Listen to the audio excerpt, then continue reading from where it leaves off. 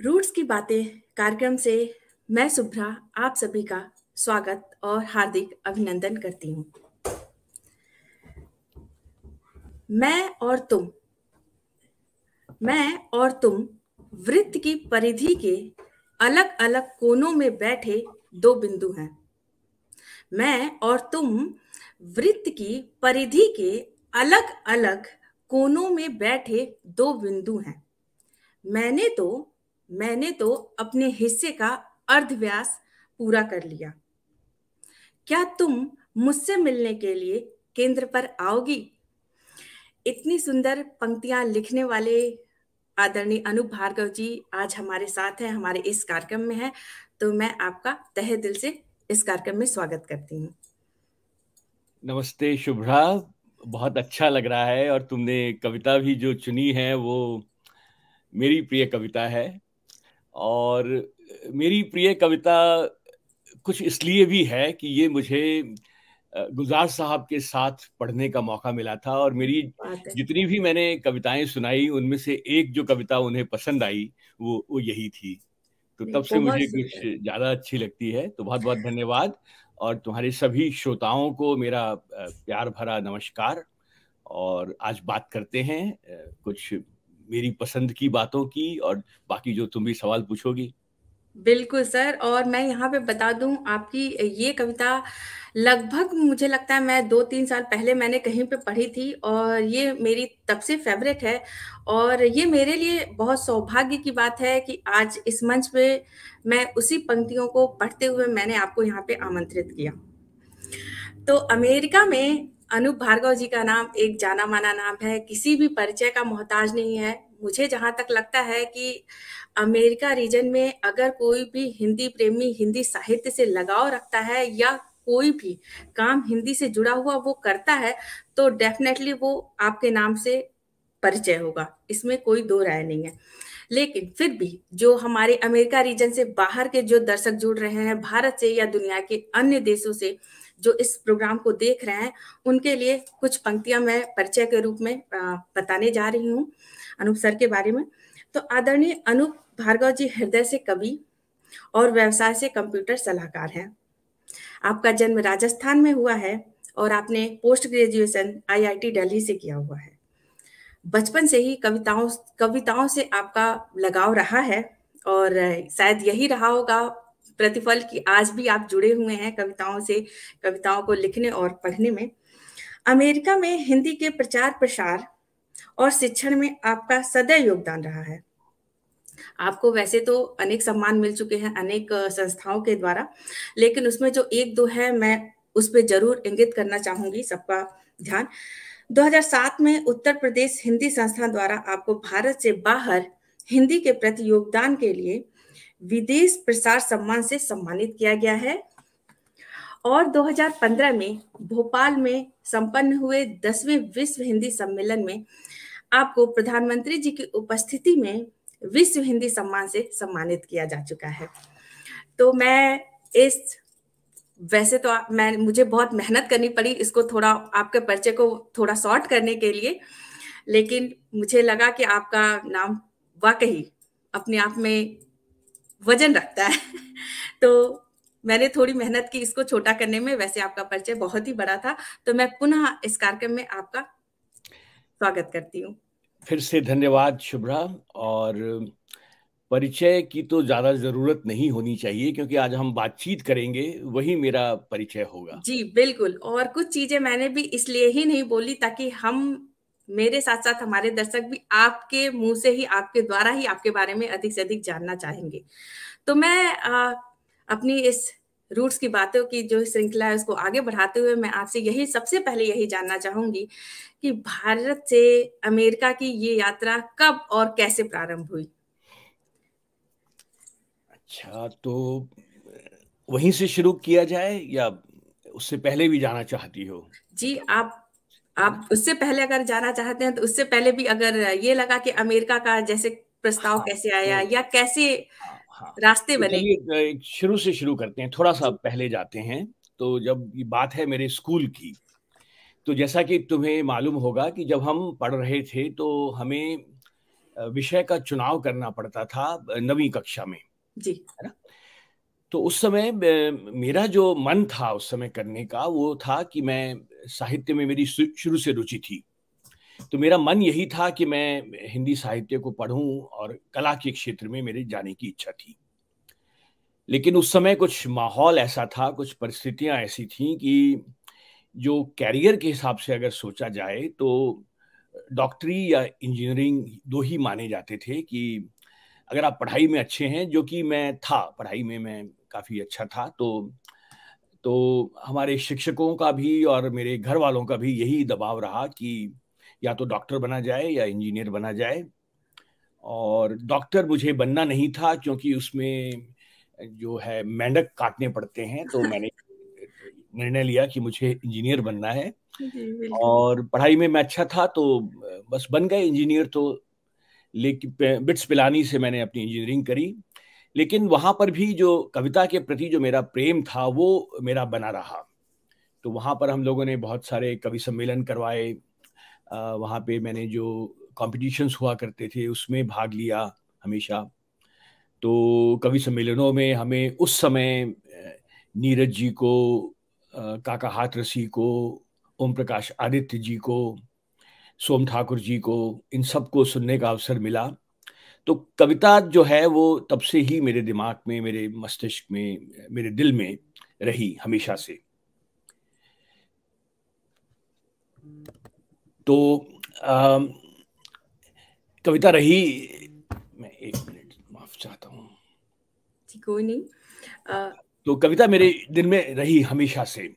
उसके बाद फिर मैंने आईआईटी दिल्ली से मैंने अपनी मास्टर्स करी और उसके बाद ही, लगभग उसके बाद ही मेरा एक बहुराष्ट्रीय कंपनी में मेरा चयन हो गया और उन्होंने मुझे अमेरिका भेजा।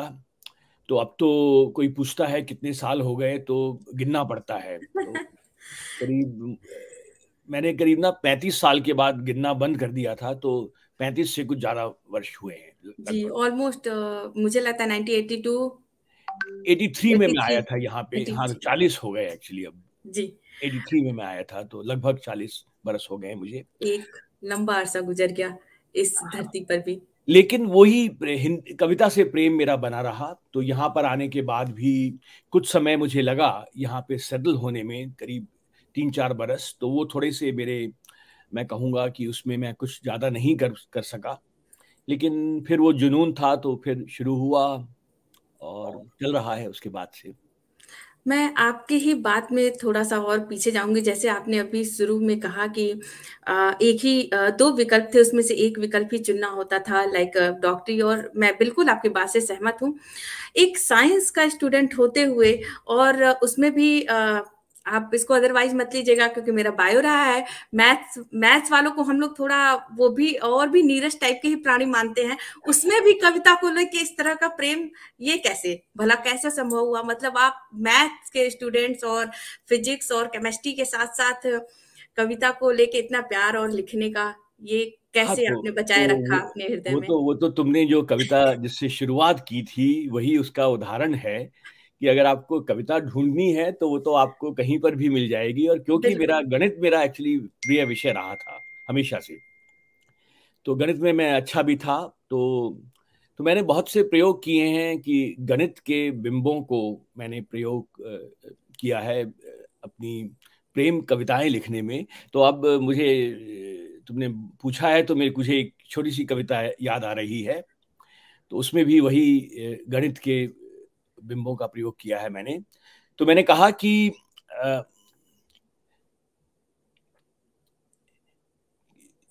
अ, चलिए मैं उसको बाद में सुनाऊँगा मुझे कोई बात अभी। नहीं सर, और मैं ये बोलने भी जा रही थी, आपने जो बोला कि गणित के बिंबों का अगर यहाँ पे वृत्त, व्यास, अर्धव्यास, परिधि, अगर यहाँ के भी बच्चों को, मतलब मुझे लगता है कि अगर एज ए इसको हिंदी के रूप में काफी चीजें मैथ्स की बताई भी जा सकती हैं, और हो सकता है कि ये काफी हेल्प भी करे बच्चों को कुछ चीजें समझने में भी।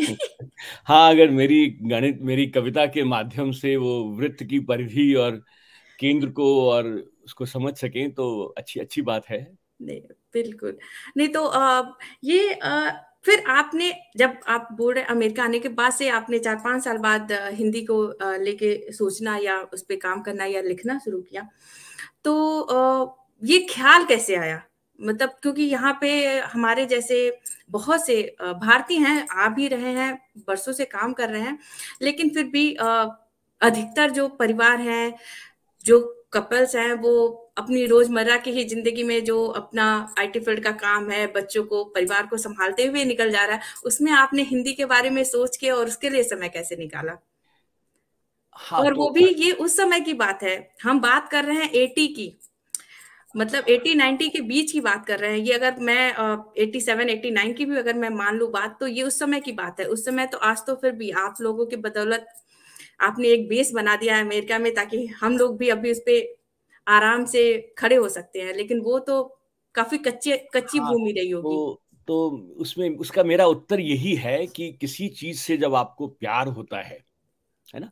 तो उसके लिए माध्यम अपने आप निकल जाते हैं।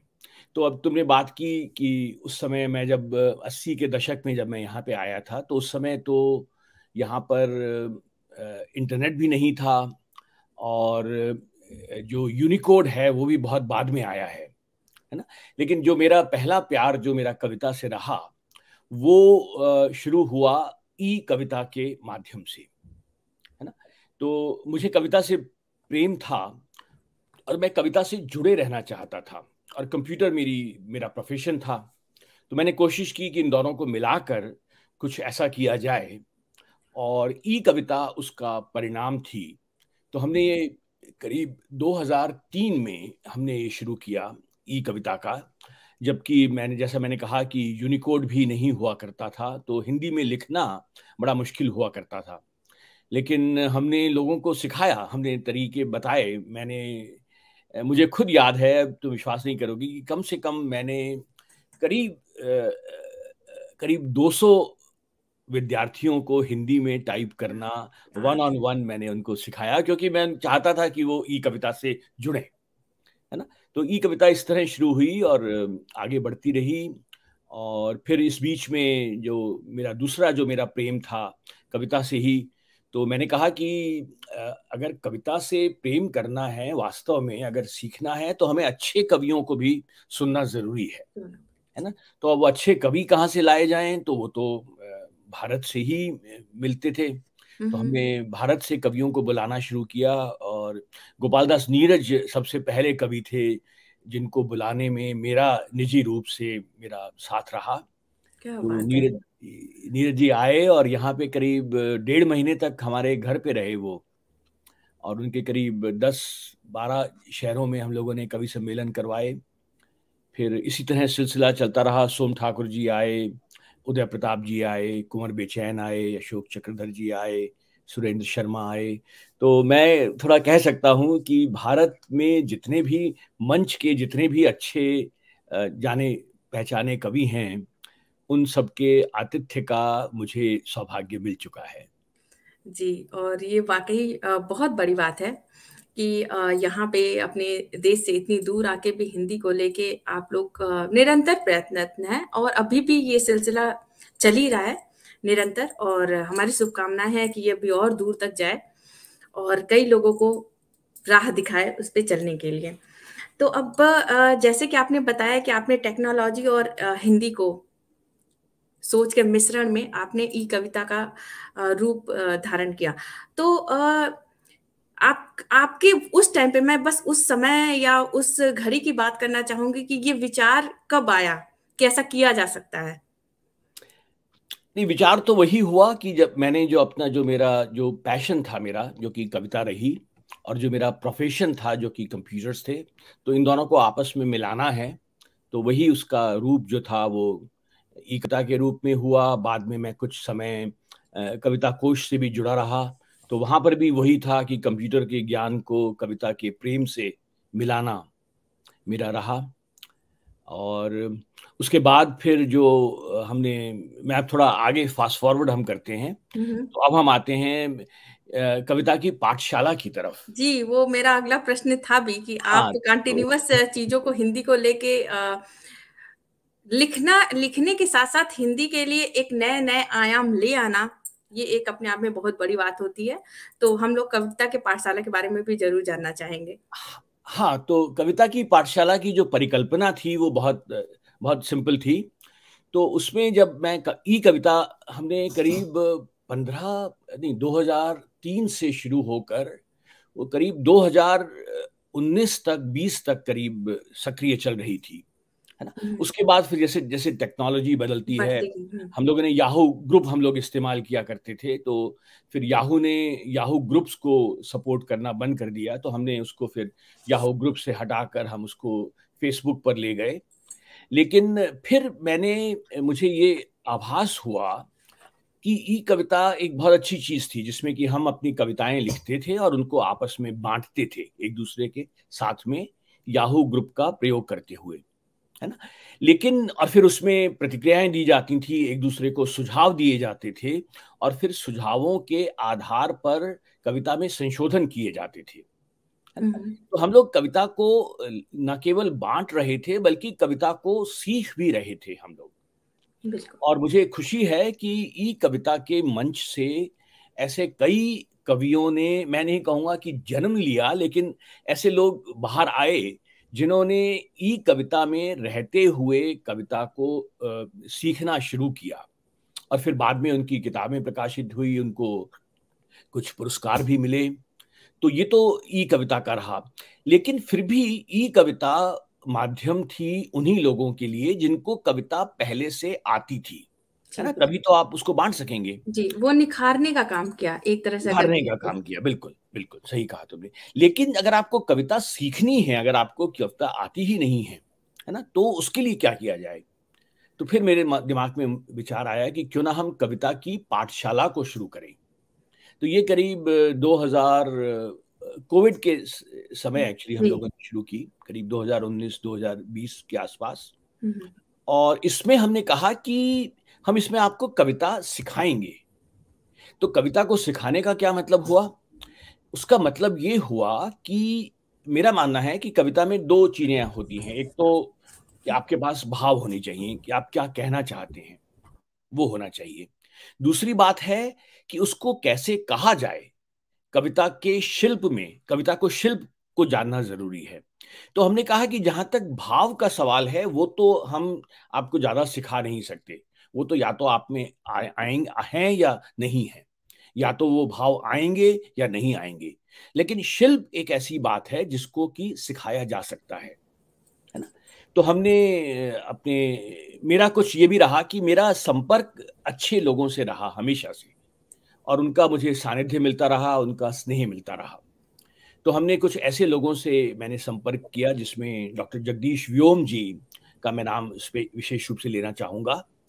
तो हमने उनसे आग्रह किया कि क्यों ना आप यहाँ पर आकर कविता के शिल्प को समझाइए। जी। तो हमने फिर कविता की पाठशाला में कविता की अलग-अलग विधाओं पर हमने बात की। हम लोगों ने नवगीत से शुरू किया, फिर हम लोगों ने हाइकू सीखे, फिर हम लोगों ने गज़ल सीखी लिखना, फिर हम लोगों ने कुंडलियाँ लिखनी सीखी, हम क्या लोग बात है! माहिया लिखने सीखे, है ना? तो ये सब एक-एक करके हम लोगों ने सब विधाओं को सीखा, अपने गुरुओं के माध्यम से। हाँ, हाँ। और जब हम कविता की पाठशाला चला रहे थे तो हमने एक सिद्धांत अपना सूत्र वाक्य हमने ये लिया और वो ये था कि कविता को सीखना आनंद होना चाहिए। कविता बिल्कुल, को सीखना तनाव नहीं होना चाहिए, कि कोई टेंशन नहीं होना चाहिए कि मुझे कविता इतने दिन में इतना कुछ सीखना ही है ना? तो हमने कविता की पाठशाला को बिल्कुल आनंद पूर्वक हमने कहा कि आप आइए और सब एक-दूसरे से सीखेंगे। आप एक विद्यार्थी हैं, लेकिन अगर आपको किसी विषय में ज़्यादा ज्ञान है, तो आप शिक्षक भी बन सकते हैं उस विधा बिल्कुल। के। तो ऐसा भी हमने किया कि कई लोग जो एक विधा में वो विद्यार्थी थे, लेकिन दूसरी विधा में वो शिक्षक बन गए, पढ़ाने लगे। तो इस तरह से कविता की पाठशाला चल रही है। तो ये कविता की पाठशाला में सिर्फ़ अमेरिका के ही लोग हैं या फिर अमेरिका से बाहर के भी हैं? नहीं, देखो जब तकनीकी की बात करते हैं, जब इंटरनेट की बात करते हैं, तो ये जो भौगोलिक दूरियाँ हैं, हुँ, हुँ। वो मायने नहीं रखती कि आप अमेरिका में रह रहे हैं या आप भारत में रह रहे हैं या आप ऑस्ट्रेलिया में रह रहे हैं। इंटरनेट पे तो सभी एक जगह आते हैं। जी, तो बिल्कुल। यही हमारा ई कविता का रहा कि ई कविता भी एक वैश्विक मंच रहा, जो 800 से 1000 के करीब जो ई कविता के सदस्य थे, वो भी दुनिया क्या भर में बात है! फैले हुए थे। क्या बात है! और यही कविता की पाठशाला में है कि हमारे पास ऑस्ट्रेलिया के विद्यार्थी हैं, हमारे पास सिंगापुर से हैं, हमारे पास दुबई से हैं, हमारे पास रशिया से हैं, हमारे पास सब देशों से हैं। और अगर कोई दर्शक या कोई भी देखने वाला जो हमारी बातें सुन रहा है और वो हिंदी की कविता की पाठशाला से अगर जुड़ना चाह रहा हो, तो वो आपसे कैसे संपर्क करे? कविता की पाठशाला का एक तो हमने व्हाट्सएप ग्रुप है हम लोगों का, लेकिन जी, हमारी एक वेबसाइट भी है, अच्छा, जिसका नाम है कविता की पाठशाला .blogspot.com। ओके और मैं ये आप सॉरी सॉरी मैं माफ़ी चाहूँगा। ये उसका एड्रेस है कविता की पाठशाला .wordpress.com। ओके, वर्डप्रेस मैं पे इसका लिंक भी कमेंट्स में डाल दूँगी ताकि जी, जो जुड़ना चाहे वो जी। कभी भी आपसे संपर्क कर नहीं, सके और जुड़ स्वागत है। सके। और इसके साथ भी एक और बात मैं बताना चाहूँगा कि हमारी कविता की पाठशाला तो चल ही रही है। लेकिन जब हम गज़ल पे आए, तो गज़ल एक ऐसी विधा है जिसमें थोड़ा समय लगता है। जी, उसको उसके नियमों को समझने में, उसके मात्राओं को समझने में, आसान नहीं है, है हाँ, ना? आसान ऐसा नहीं है। मुझे लगता तो है। उसको थोड़ा बाकी तो विधाएँ हमने करीब 2-2 महीने में हम लोगों ने सिखा दी कि नवगीत क्या होता है, हाइकू जी, कैसे लिखे जाते हैं। लेकिन गज़ल जो है थोड़ा ज़्यादा समय माँगती है, तो हमने एक कविता की पाठशाला का एक एक ब्रांच कह लीजिए, एक आगाज़ के नाम से हमने एक शुरू किया। कविता की पाठशाला का ही एक वो है, समूह है, क्या जिसमें केवल गज़ल पे बात होती है। क्या बात और है! वहाँ पर भी मैं एक बात कहना चाहूँगा कि अ, उस कविता की पाठशाला जिसका जो गज़ल का जो हमने किया आगाज़ के नाम से, उसमें पढ़े हुए विद्यार्थियों की अभी एक किताब आई है। वाह! और ये किताब उन्हीं विद्यार्थियों की है जिन्होंने कविता की पाठशाला में गज़ल को लिखना सीखा। तो क्या करीब बात है! देखिए 4 महीनों में और उसमें गज़लें भी वही लिखी ली गई हैं, जो कि उन्होंने कविता की पाठशाला में लिखी, है ना?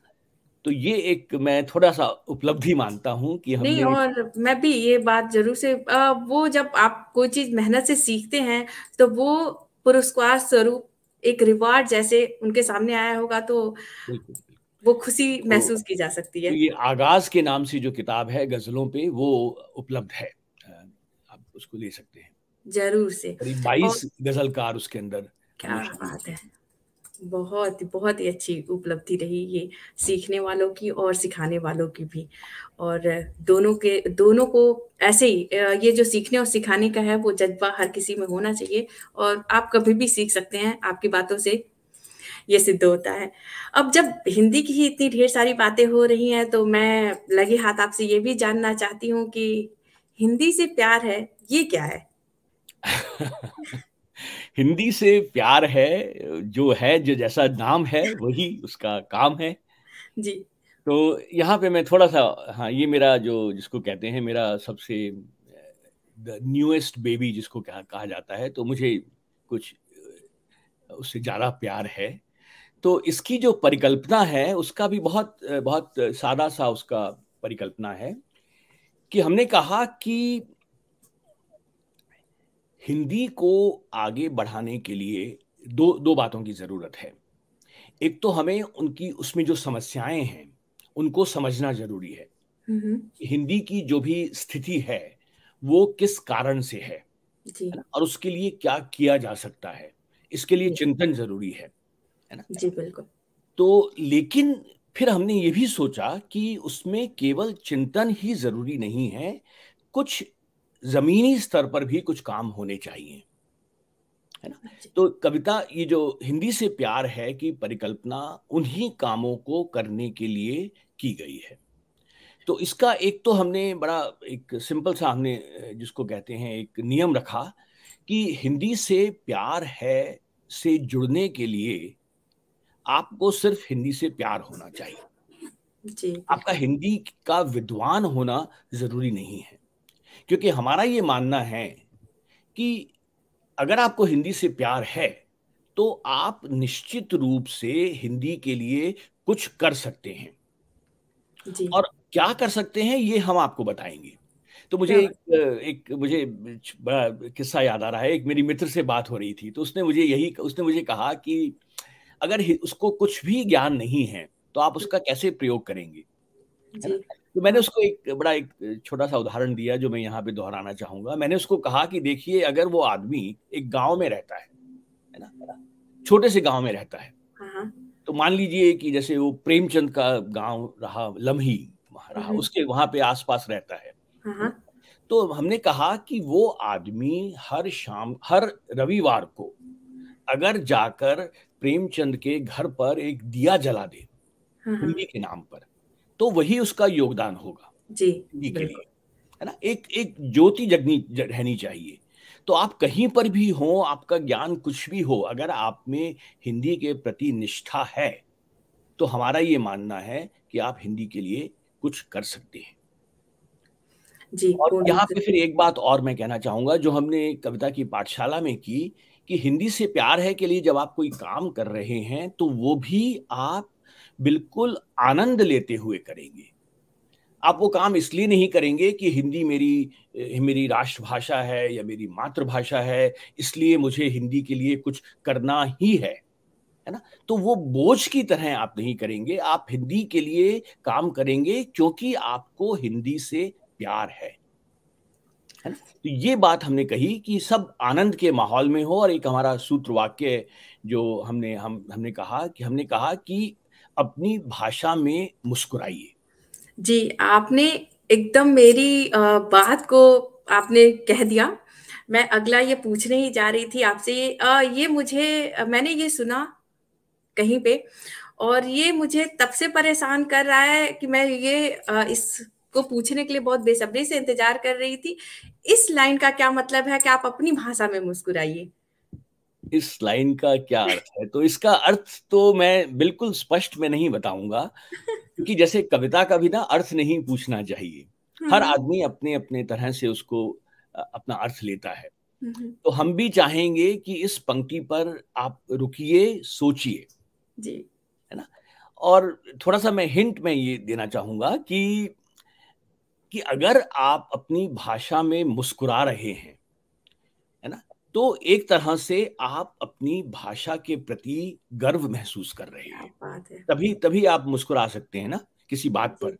अगर आप अपने आप पे शर्मिंदा हैं या अगर आपको अपने आप पे भरोसा नहीं है, तो आप कभी भी मुस्कुरा नहीं सकेंगे। तो जी, बिल्कुल। हमारा यही कहना है कि अपनी भाषा में मुस्कुराइए।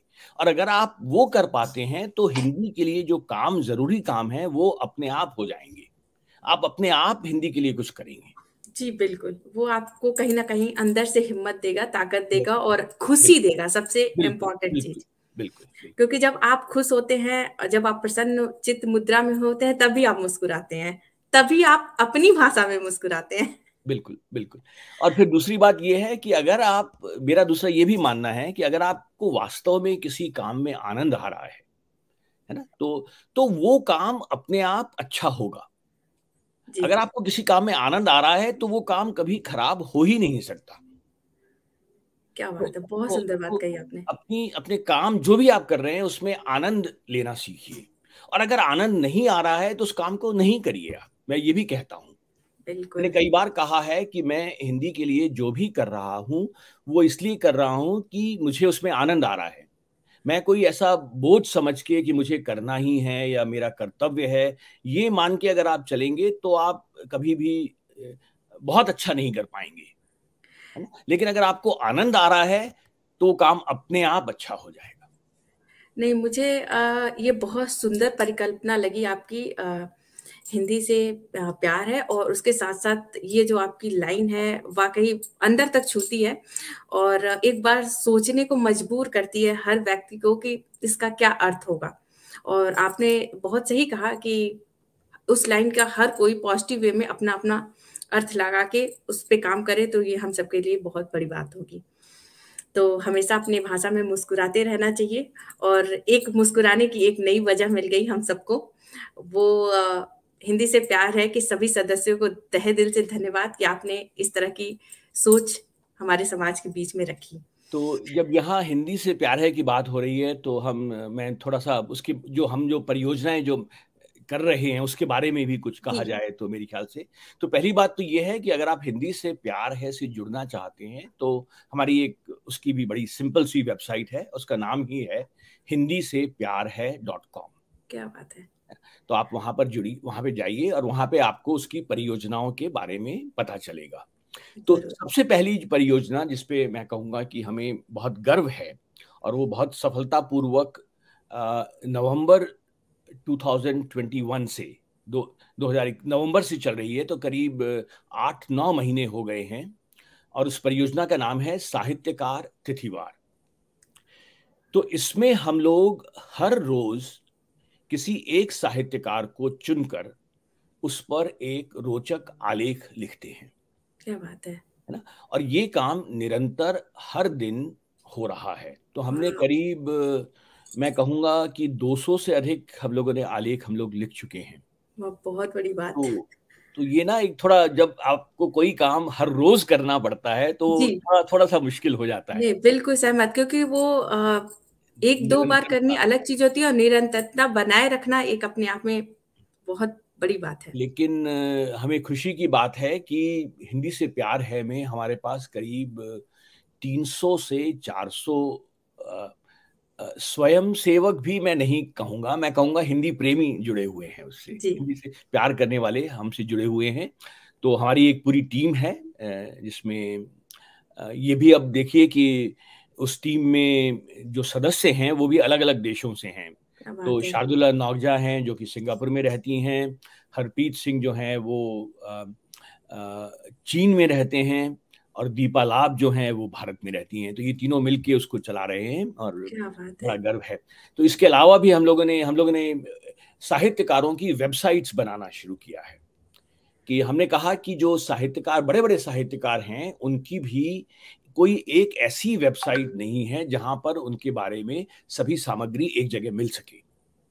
तो हम लोगों ने नरेंद्र कोहली जी पर एक वेबसाइट बनाई, हम लोगों ने धूमिल जी पर एक वेबसाइट बनाई। हम लोगों ने सुषम बेदी जो कि अमेरिका की तुम जानती ही जी, हो कि बिल्कुल, एक शायद जाना-माना सबसे बड़ा नाम है। नाम कहूँगा मैं जी, कहानी और उपन्यास में, उनकी वेबसाइट हम लोगों ने बनाई और हम लोग अब धर्मवीर भारती जी की वेबसाइट पे काम कर रहे हैं। इसके अलावा हिंदी से प्यार है में हम लोगों ने बच्चों की कई परियोजनाएँ हैं। बच्चों की हम लोगों ने एक उनको हिंदी सिखाने के लिए हम लोगों ने एक कुछ पाठ्यक्रम तो मैं नहीं कहूँगा लेकिन हमने सामग्री उपलब्ध कराई जिससे कि आप घर पे बैठकर बच्चों को हिंदी सिखा सकते हैं। हम उनको मुहावरे सिखाने पे बात चल रही है। उनको हम लोग उनके बच्चों के लिए कहानियाँ हम लोग रिकॉर्ड कर रहे हैं, जो क्या कि बात उनको है। या मैं इन चीज़ों से बच्चों से जुड़ी हुई मैं पर्सनली भी जुड़ना चाहूँगी और ये मतलब मेरे लिए बहुत सौभाग्य की बात होगी कि ये सारी चीज़ें और बच्चों तक पहुँचे और जो भी तो पेरेंट्स या जो बच्चे हैं, अमेरिका में रह रहे हैं या जुड़ना चाहते हैं, वो ज़रूर से जुड़ें। वाक़ई ये अपनी भाषा से जुड़े रहने का एक बहुत ही आसान-सा तरीका है कि किसी एक सामग्री के लिए कितने लोगों की मेहनत होती है और वो सबके सामने आए और उसके ज़रिए बच्चे अगर कुछ सीख सकें तो। यहाँ पर भी वही बात है कि हम लोग जो तकनीकी ने जो हमें उपलब्ध कराए हैं साधन, हम उनका प्रयोग कर रहे हैं। हम जो भी काम करते हैं वो हम दुनिया के सामने एकदम से आ जाता है ना? तो आप जी, जाइए हिंदी से प्यार है .com पर। ज़रूर से और जाएँ और जो भी हिंदी प्रेमी जुड़ना चाहते हैं, चाहे वो कविता की पाठशाला हो, चाहे हिंदी से प्यार है, वो स्वागत है। आप कहीं भी दुनिया के किसी भी कोने में बैठे हैं, अगर आप जुड़ना चाहते हैं, तो आप हमसे ज़रूर जुड़ें। और मैं जल्दी से, क्योंकि हमारा समय बहुत तेज़ी से भाग रहा है, तो मैं आज अमेरिका में जो कई दिनों से बहुत चर्चा में है, उसके बिना बात किए हुए तो हमारा कार्यक्रम खत्म हो ही नहीं सकता, तो मैं जल्दी से उस टॉपिक पे आती हूँ। अनन्या के बारे में आप हमें बताइए और उसके बारे में जानकारी दीजिए। हाँ, तो फिर से मैं कहूँगा कि अनन्या आजकल मेरा जो समय है आजकल वो मैं कहूँगा 80% समय जो मेरा है वो अनन्या में लग रहा है। तो अनन्या एक पत्रिका है, हिंदी पत्रिका है, जो कि हमने अभी 2 माह पहले ही हम लोगों ने शुरू की है और उसके लिए मैं जो न्यूयॉर्क में स्थित हमारे जो भारतीय कौंसलावास हैं, उनको मैं धन्यवाद देना चाहता हूँ। क्या तो बात। शुरुआत इस तरह से हुई कि मैंने उनको कहा कि आपकी वेबसाइट है, आपके इतने वहाँ पे लोग आते हैं, तो क्यों ना हम वहाँ पर एक हिंदी की पत्रिका शुरू करें। तो खुशी है कि उन्होंने उन्होंने हमारा प्रस्ताव स्वीकार किया और हमने हिंदी की पत्रिका शुरू की उनकी भारतीय कौंसलावास की वेबसाइट पर। तो जहाँ तक मेरी जानकारी है, ये इस तरह का पहला प्रयास है कि जी, किसी मैं ये कहने भी जा रही थी कि मुझे एग्ज़ैक्टली मुझे भी पता नहीं था, मैं ये बोलने भी जा रही थी कि मैं ये इस बात को लेके मैं सही हूँ या नहीं। लेकिन मुझे लगता है कि पूरे अमेरिका में इंडियन कॉन्सुलेट के द्वारा निकालने वाली ये शायद पहली हिंदी पत्रिका होगी। नहीं, पूरे अमेरिका में ही नहीं, पूरे विश्व में मैं कहूँगा कि जी, बिल्कुल।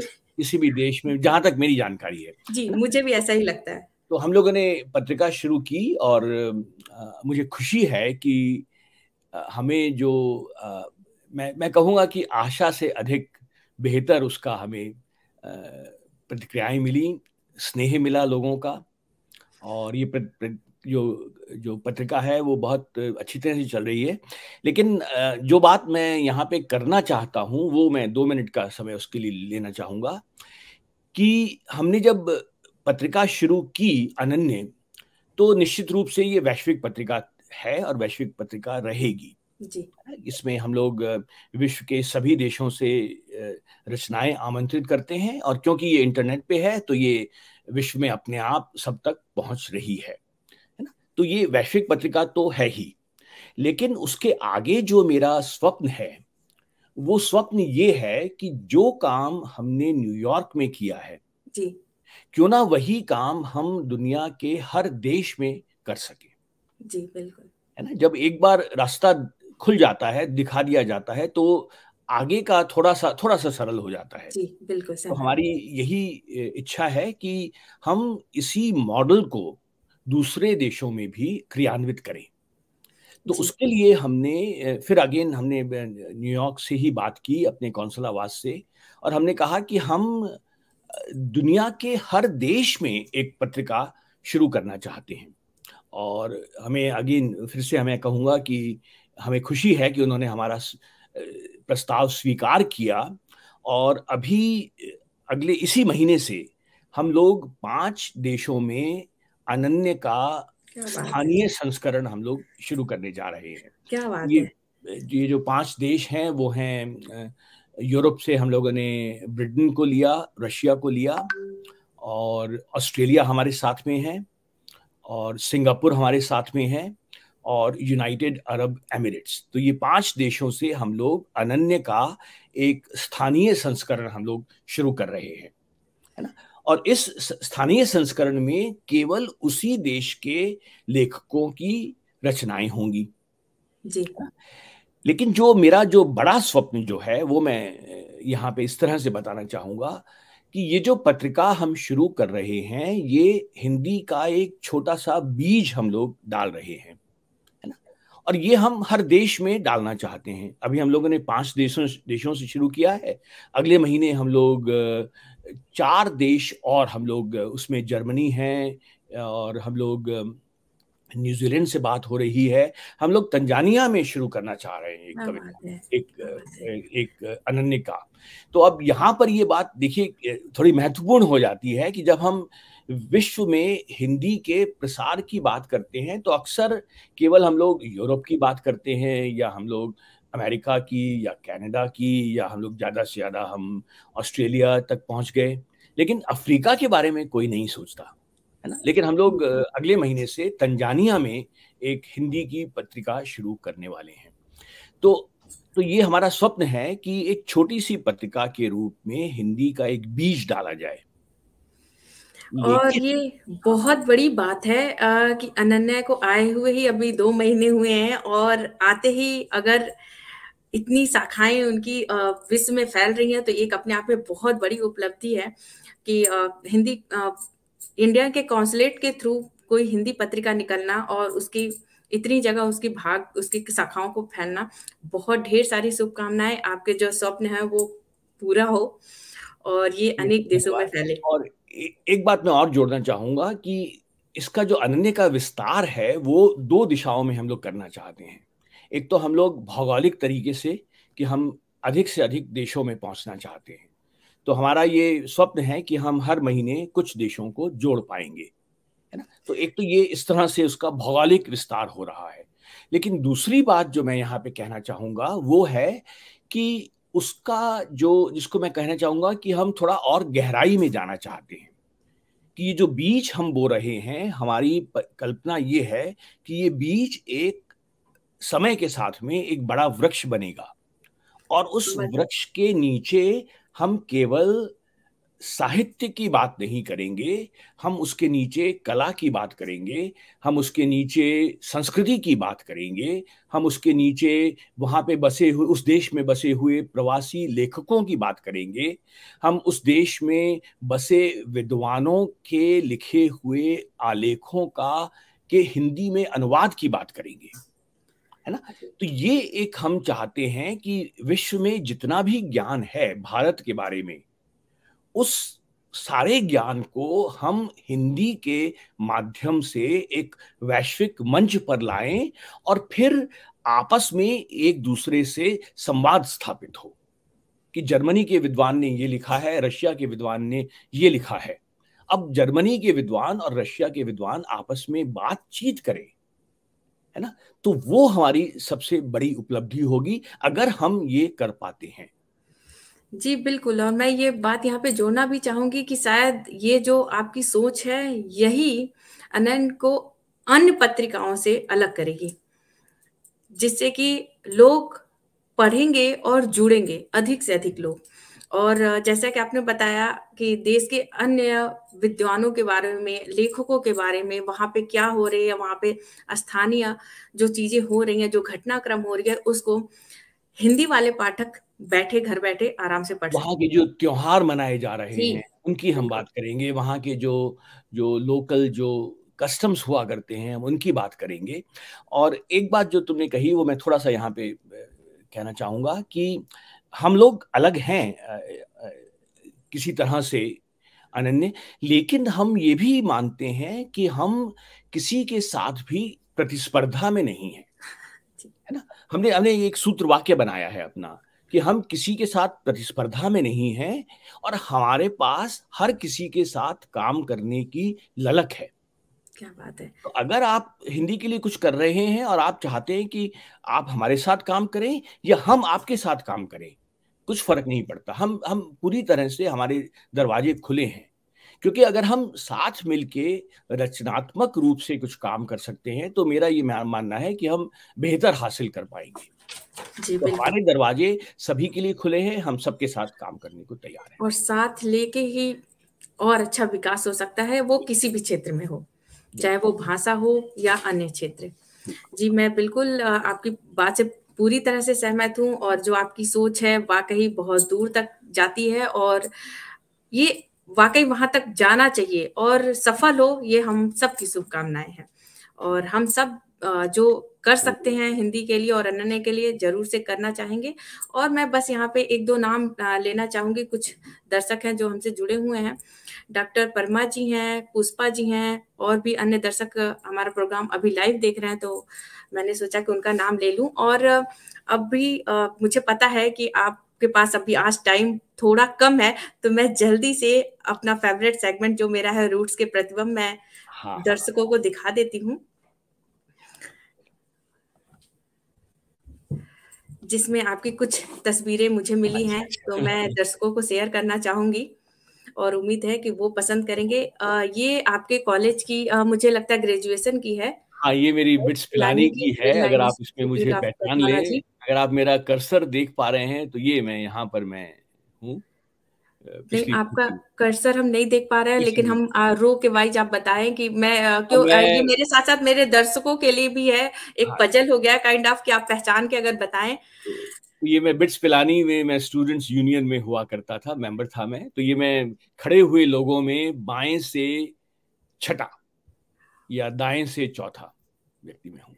जी, चलिए पहचान लिए आपकी मदद से, मुझे बिल्कुल समझ में नहीं आ रहा था, तो मैंने सोचा था कि मैं ये आपकी मुझे पहली ब्लैक एंड व्हाइट फ़ोटो मिली थी, तो इसके साथ ही हम हाँ, उस शुरुआत समय करते तो हैं। ब्लैक एंड व्हाइट ही हुआ करती थी। जी, बिल्कुल। 1977 की पिक्चर है ये, तो बिल्कुल, आई थिंक 77 एंड 78 की पिक है ये। हाँ, ये मैं थर्ड आपके ईयर में सेशन हुआ की, करता था, वो पूरा पिलानी में। कॉलेज से। जी। जी, बिल्कुल। और उसके बाद से हम थोड़ा आगे बढ़ते हैं, तो मुझे आपकी कुछ शादी की भी फ़ोटो मिली रजनी मैम के साथ।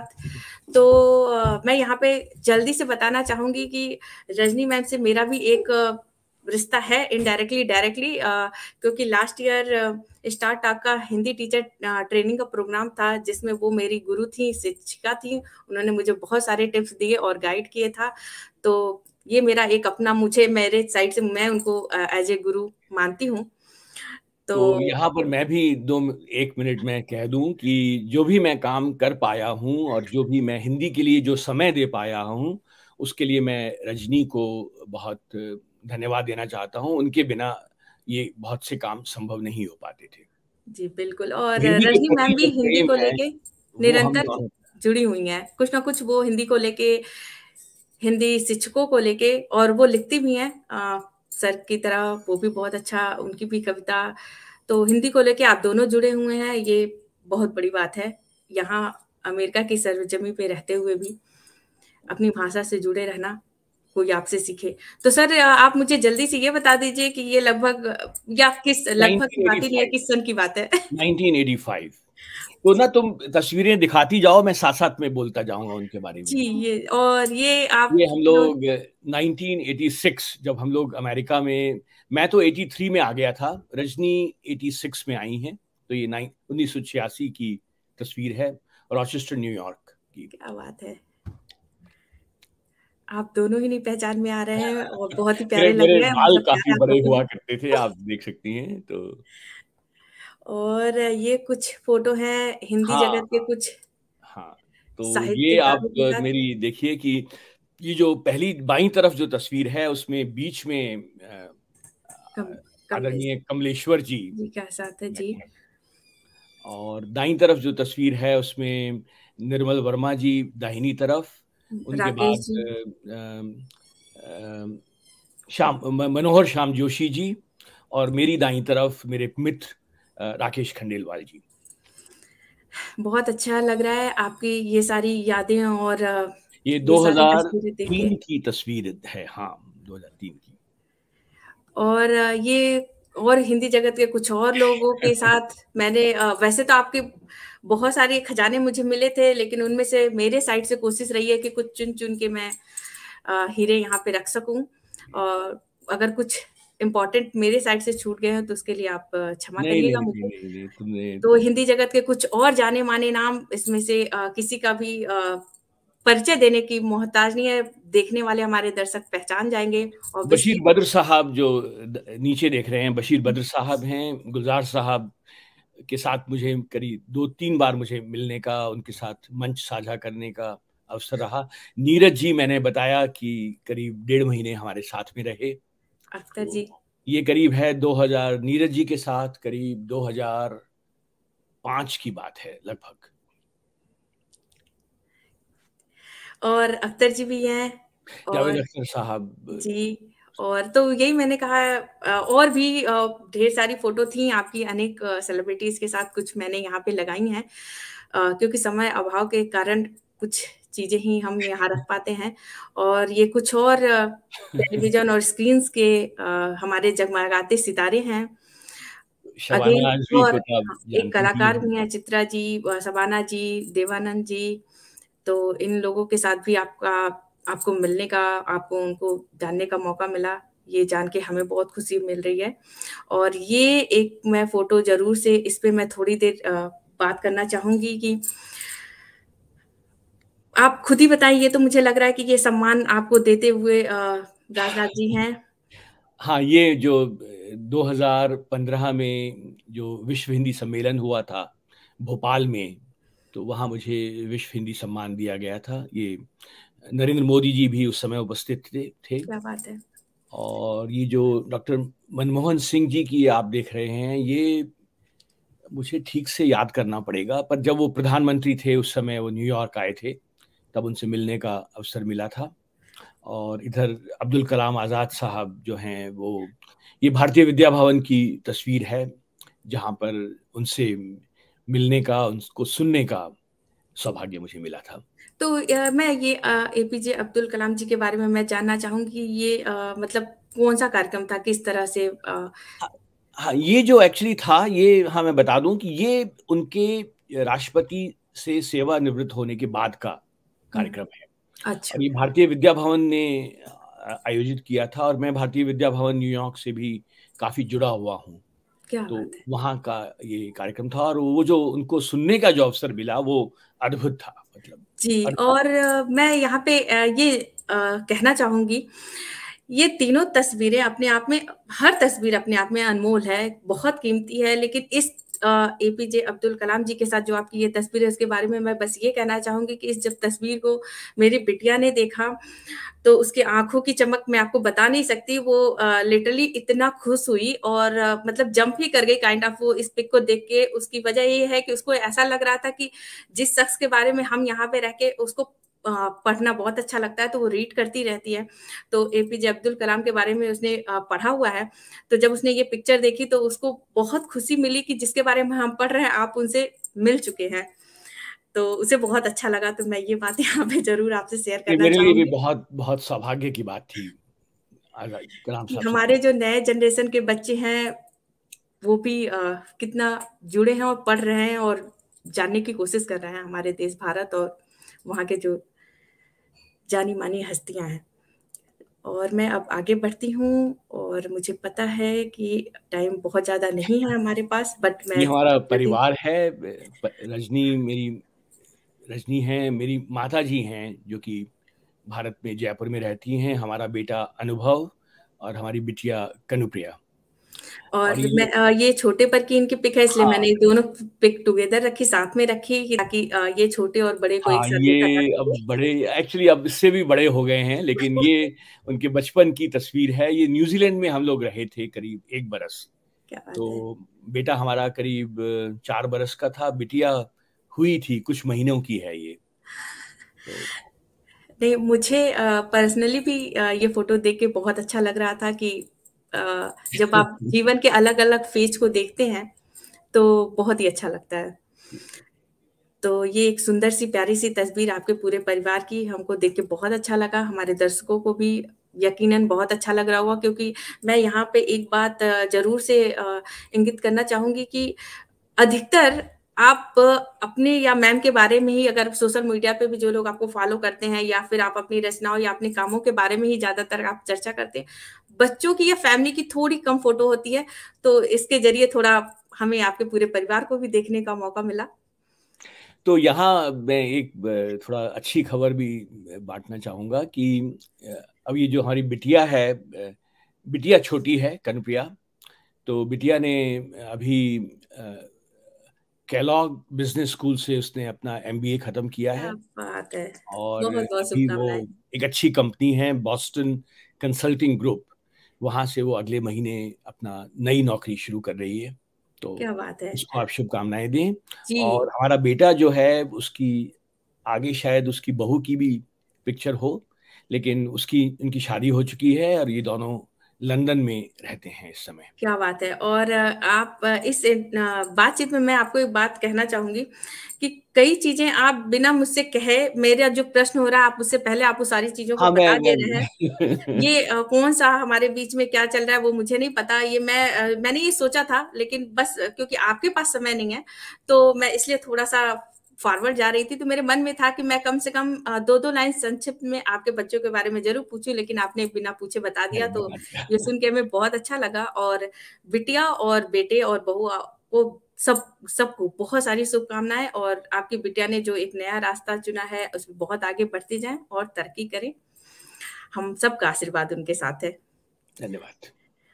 और ये अभी बस इतना ही है। आपके मेमोरी से कुछ चीज़ें मैंने बोला कि चाहते नहीं चाहते हुए भी कई तस्वीरें नहीं ऐड कर पाए, तो उसके लिए आप मुझे क्षमा करिएगा, लेकिन फिर भी बहुत अच्छा लगा देखकर आपके पूरे तो परिवार को और एक रूह। जी, हाँ, आप। नहीं, वो एक मुझे जो कविता मैं सुनाना चाह रहा था, मुझे याद आ गई है। तो अगर अभी तो है, 2 मिनट का समय है, तो नहीं, मैं आप अपनी हम कविता लोग सुना, चल मैं सकते बस एक बार नाम बस क्विकली मैं बोल देती हूँ। हैं। आरजे जी जुड़े हुए हैं हमारे साथ। डॉक्टर परमा जी का लगातार कमेंट्स आ रहा है। आप प्रोग्राम के बाद से जब समय मिले जरूर आप देखें। हर्ष जी जुड़े हुए हैं। तो कई लोग और बहुत सुंदर सुंदर कमेंट्स दिए जा रहे हैं। धन्यवाद। तो वो जो गणित की कविता जो तुमने सुनाई थी, तो मैं उसका जो परिधि की जो बात की थी, परिधि से केंद्र पे मिलने की, जी। तो मैंने अभी कुछ हाल ही में उसका एक जो जिसको कहना चाहिए पार्ट 2 मैंने क्या लिखा बात है। है। तो उसमें मैंने कहा था कि परिधि के अलग-अलग कोनों में बैठे 2 बिंदु हैं, क्या तुम मुझसे मिलने के लिए केंद्र पर आओगी? पाओगी जी। उसके बाद फिर आगे जो बात कुछ इस तरह से आगे बढ़ती है कि हम दोनों ने कोशिश तो की थी एक दूसरे की तरफ आने की, है ना? केंद्र के अलग अलग बिंदु पे बैठे हुए जी। कोशिश तो की थी एक दूसरे की तरफ आने की, एक दूसरे की ओर चले भी थे और केंद्र से गुजरे भी थे। लेकिन नहीं, हमने कोशिश की थी एक दूसरे की तरफ आने की, लेकिन हमारी राह कुछ अलग-अलग थी। हम केंद्र से गुजरे भी थे, लेकिन अलग-अलग समय पे। क्या बात है। और अब मैं वहां पहुंच गया हूं जहां तुम हुआ करती थी बात है। और तुम वहां पहुंच गई हो जहां मैं होना चाहता था। संबंध एक सीधी रेखा की तरह क्यों नहीं होते? क्या बात है। संबंध। बहुत गहरी बात आपने कह दी। अ, बहुत ही अंदर तक ये गहराई वाली बात कह दी और कम शब्दों में। ये वाकई बहुत ही कम होता है कि आप अपनी बात को बहुत ही कम शब्दों में रखते हैं। कम से कम मेरे साथ तो बिल्कुल भी नहीं होता है। मुझे बहुत सारे शब्द चाहिए होते चलो, हैं। तुम्हारा कार्यक्रम का समय मेरे ख्याल में समाप्त हो रहा है, जी। तो 1-2 पंक्तियों को मैं के साथ में अभी वो हाल में ही हुई हैं, वो मैं रखना चाहूँगा, जी, ज़रूर उसके से बाद स्वागत कविता है। समाप्त। तो मैंने कहा कि जो अपनी अधजगी आँखों को तुमने खोल कर देखा। मैं अपनी कविता में कुछ बिंब करने की पैदा करने की कोशिश करता हूँ कि जो तुमने अधजगी आँखों को अपनी खोल कर देखा, जो तुमने अधजगी आँखों को अपनी खोल कर देखा, अचानक से कई सूरज उतर आए हैं आँगन में। क्या तो बात है। तुमने अधजगी आँखों को अपनी खोल कर देखा, अचानक से कई सूरज उतर आए हैं आँगन में। बहुत खूब। अब बस क्विकली मैं 1 मिनट और लूँगी। अब जैसे इतनी सारी बातें, एक और 1 मिनट और अभी नहीं, जस्ट कल रात में ही मैं आपको शायद इसको आपने इस कविता को हिंदी अंतर्राष्ट्रीय सम्मेलन में भी कहा था। वो वीडियो मैंने कल देखा, वो शायद 2007 की वीडियो थी, यूट्यूब पे थी। तो मैं आपके मुँह से ही वही 16 शब्दों वाली कविता बस को आप कह दीजिए ताकि कंप्लीट हो जाए ये चलिए, प्रोग्राम। कि बिना 16 शब्दों की आपकी कविता सुने हुए तो नहीं जाने देंगे हाँ, हम। वो मैंने एक प्रयोग किया था और इसमें जैसा तुमने कहा कि ठीक 16 ही शब्द हैं, मतलब एक भी शब्द ज़्यादा नहीं है। तो मैं याद करने की कोशिश करता हूँ। तो कुछ इस तरह से था कि जज़्बातों की उठती आँधी, की उठती आँधी। जज़्बातों की उठती आँधी, हम किसको दोषी ठहराते, हम है ना? किस तो 8 शब्द हो गए हैं जी, और बिल्कुल। जिन 8 शब्दों के लिए कविता कही गई है, वो देखिए कि जज़्बातों की उठती आँधी, हम किसको दोषी ठहराते, लम्हे भर का कर्ज़ लिया था, सदियाँ बीत गईं लौटाते। जज़्बातों की उठती आँधी, हम किसको दोषी ठहराते, लम्हे भर का कर्ज़ लिया था, सदियाँ बीत गईं लौटाते। बहुत खूब। ये मैंने बहुत पुराना वीडियो मुझे मिला था हाँ, और ये मैंने देखा और 2007 एन्जॉय में। किया उसको। 2007 का वीडियो था और मुझे बहुत अच्छा लगा। मैंने सोचा कि ये मैं आपसे ही सुनूँगी और क्योंकि टाइम मुझे पता है आपके लिए बहुत कीमती है, अभी आपको एक और प्रोग्राम में जाना है, बट मैंने 4-5 क्वेश्चंस अपने लिए रेडी रखे थे आपको, आपके लिए, बट मैं 2-3 ही आपसे पूछती हूँ नहीं, रैपिड मैं फायर रुक सकता क्वेश्चन। हूँ, दूसरे तुम अपना कार्यक्रम समाप्त करो, जैसे भी तुमने प्लान किया है उसको। तो मेरे बस 4-5 क्वेश्चंस है, वन वर्ड रैपिड फायर के क्वेश्चंस है, एक शब्द में आपको जवाब देना है। मेरा क्वेश्चन सुनते ही जो भी आपका पहला आंसर आपके माइंड में आता है, तो शुरू करते हैं। एक शब्द में भारत। प्यार है। हिंदी का एक पसंदीदा शब्द। आनंद। एक एक शब्द जो आपको सुनना अच्छा लगता है।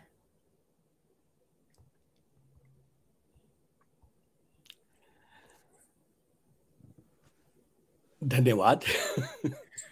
कोई एक चीज जो हमेशा आपके साथ रहती है, कोई थिंग, मतलब कोई वस्तु। मेरा फोन। अब अंतिम प्रश्न, एक शब्द में अनूप भार्गव जी, आई मीन आप।